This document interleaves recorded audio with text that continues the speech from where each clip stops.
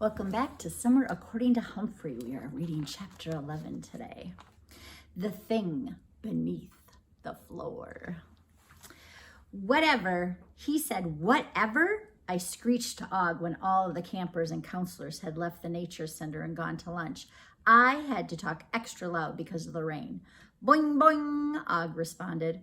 What's so great about a ropes course, I added, though I wouldn't mind some ropes to climb on in my cage. Og splashed briskly agreeing with me, I think. I hopped on my wheel to calm myself down. He's always bragging about that other camp, I complained about out loud. His name should be Bragging Brad, and bragging is bad. Boing, Og twanged. So I knew he was listening. Maybe Lovey was listening too, because she made a little noise in her throat. Jake stuck his tongue out, which is what I always wanted to do to Bragging Brad. However, I am a very polite hamster. I was still trying to cool off when the next group of campers began to gather. They were dripping wet, but they didn't seem to mind. While Gail and Brad and Saya weren't having as much fun as they should have been, most of the other campers were. I don't think I've ever seen Garth so happy before. While the campers from the other cabins worked hard on their camping skills and athletic contests, Garth and his fellow Bob White seemed to have no worries at all. Later that evening, Aldo brought Og and me into the dining hall. It was still raining, but the showers were gentler now, and Aldo threw a sweatshirt over my cage to keep me dry. The kids are pretty unhappy about the rain, he told us. They hate to miss the evening campfire, but they're in for a big surprise. What? I asked, hoping it was the good kind of surprise. Welcome to the Happy Hollow Comedy Club, he said, gesturing toward the tables. It looked like the regular dining room to me without the food. He set my cage and Og's tank on a table near the stage. I know you like to be in the middle of the action, so enjoy yourself. It was noisy inside while the campers roamed around, laughing, joking, dancing, and talking in unsqueakably loud voices. AJ stopped to say hello to me. At least his voice was loud enough to hear over the commotion. How's it going, Humphrey Dumpty? He asked. Fine, I squeaked at the top of my lungs. Suddenly, Garth appeared with AJ's brother, Ty, at his side. Hey, Humphrey, Garth said, leaning in close to see me. I saw you canoeing today, AJ told Ty. You're going to have to work a lot harder if you want to beat the Blue Jays. Ty shrugged, but Garth turned to face his best friend from room 26. Whoa, Garth said. We've already beaten the Blue Jays. You just don't know it yet. AJ looked puzzled. You're crazy. Not, Garth smiled mysteriously. In fact, we can't lose, can we, Ty? Ty grinned. No way you can beat us. Just then, Super Sam strolled by. Yo, Garth, yo, Ty, Bob White's rule. He high-fived Garth and Ty and moved on. AJ shook his head. Sam's good, but he's not perfect, he said. Okay, Garth replied. Just remember that when you're in your bunk and we're sleeping out at Haunted Hollow. Garth and Ty turned to each other and let out a huge "oh," which truthfully set my fur on edge a little. And then it happened. Without warning, Mrs. White gave an ear-splitting blast on her whistle. I'd be unsqueakably happy if she'd lose that thing, but I have to admit it worked. Soon the campers were sitting down and were even fairly quiet as everyone's attention was directed to the stage. Welcome to the Happy Hollow Comedy Club, Hap announced. Let the skits begin. As I said, I had a good view of the stage, and what I saw was quite unexpected. All of the counselors, from Ms. Mack and Katie to Aldo and even Maria, put on a series of little plays. They called them skits that were extremely silly and very, very, very funny. One was about chasing a bear in the woods, and one was about putting up a tent. I especially remember the point where they all put on rabbit ears and sang Little Bunny Foo-Foo. I'm not sure whether it was the song or the sight of Aldo with a big mustache and floppy bunny ears that made me laugh, but I almost fell off my tree branch. Og splashed around, which almost always means he's having a good time. At the end of the show, Mrs. Wright took the stage. I braced myself for the whistle, but instead she led us all in singing that song about finding a peanut, which made me wish I had a yummy peanut hidden in my bedding, but I didn't. When it was all over, Ms. Mack said that next time all of us, she pointed to us campers in the audience, would put on the show, so we'd better get thinking. Goodness, I couldn't think of any funny songs or skits, but I was going to try.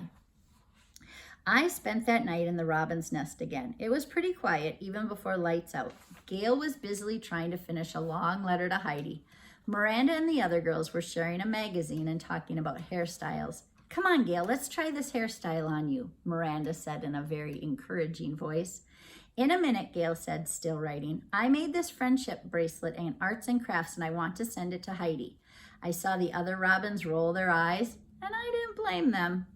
The rain had finally stopped, and once the lights were out for the night, I had a lot to think about. For one thing, I was trying to figure out what was wrong with Brad. Camp Happy Hollow seemed like a wonderful place to me, but to him, the pool was too small. The dining room was too big, and the cabins were too far. He spent so much time thinking about his old camp, I'm not sure he even noticed what was going on at his new camp. Of course, this was my first time at camp, so I didn't have anything to compare it with. Then there was Gail. Her friends were getting a little tired of hearing that, oh, I'll bet Heidi would love archery, or I'm going to show Heidi how to tie a lanyard. She must have had a sore paw from writing letters all the time. If she'd stop writing for a day, she'd see what a fun place camp could be. I must admit, every time she mentioned Heidi, I had a kind of flip-flop feeling inside because it made me think of all the kids in room 26 that I missed, as well as Mrs. Brisbane, Mr. Brisbane, and Principal Morales. I missed the library, the recess bell, and even vocabulary quizzes. But there were so many new things to see and do at Camp Happy Hollow, I tried to think about them instead. I wish Brad and Gail could too.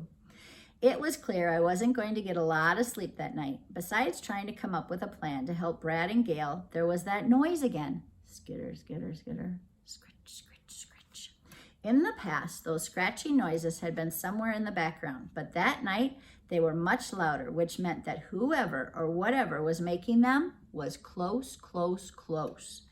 They sounded like they were coming from directly under my cage. In a way, I was glad the girls didn't hear them. They were deep in sleep. At least the sounds were coming from under the cabin and not inside the cabin. I paced back and forth in my cage until my curiosity got the best of me.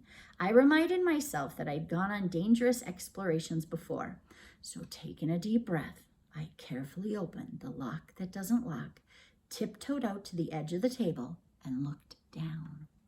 Like most creatures, especially nocturnal ones like me, I can see quite well in the darkness, and what I saw were wide gaps in between the wooden floorboards. Skitter, skitter, skitter, scritch, scritch, scritch. The sounds continued. Since none of the girls stirred when I got out of the cage, I took the plunge. I slid down the leg of the table to the floor. Then I found the widest possible gap and bent down to see what was under the cabin. There was dirt down there, nice dry dirt. There was a little beam of light from the outdoor lights that helped me see the skitterer, a small, furry creature digging in the dirt.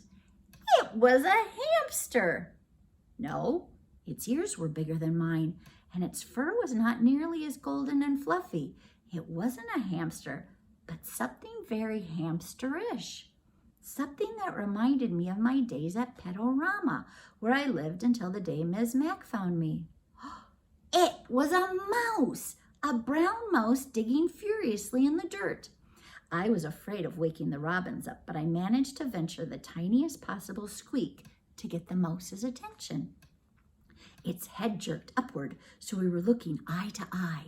It froze for a moment and then answered me with an eek. Quiet, Humphrey, Kayla mumbled sleepily. Startled, the mouse skittered away and was quickly out of sight.